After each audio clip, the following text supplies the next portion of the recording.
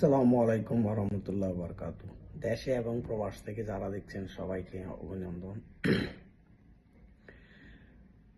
বাংলাদেশের বেসামরিক বিমান চলাচল মন্ত্রণালয় এখন কোথায়? প্রবাসী কল্যাণ মন্ত্রণালয় কোথায়? যে এভাবে প্রবাসীদের পকেট কাটতেছে বিমান সেন্টিকেট কইরা, কি সবার নজর কি শুধু একমাত্র প্রবাসীদের পকেটের দিকে? ওই বেচারারা জীবন যৌবন সব শেষ করে বিদেশে পড়ে আছে পরিবারের সুখের জন্য, এবং কি সেটা দেশের অর্থনীতিতে 1/3 অবদান রাখতেছে। আর ওদেরকে লুটপাট করে খাওয়ার জন্য বিমান সিন্ডিকেটরা আছে কোথায়? এখন প্রবাসী কল্যাণ মন্ত্রণালয় কোথায়? এগুলোর কোনো ব্যবস্থা নিচ্ছে না কেন?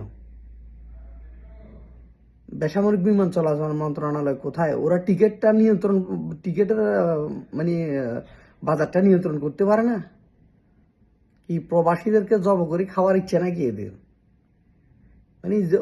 পাশের দেশ থেকে যে ফেয়ারে মানুষ বিদেশে আসে, বাংলাদেশ থেকে তার 3 গুণ 4 গুণ।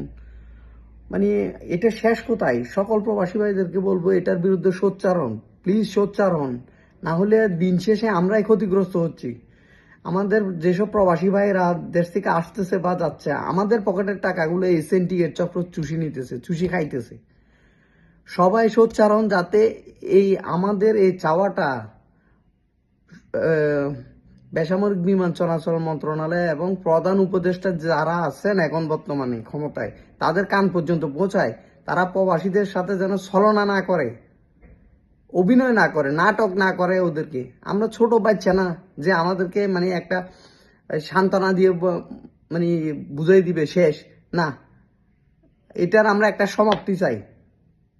এভাবে আমাদেরকে লুটপাট করার কোনো মানে হতে পারে না। ভাই, কথাগুলো ভালো লাগলে শেয়ার করবেন প্লিজ।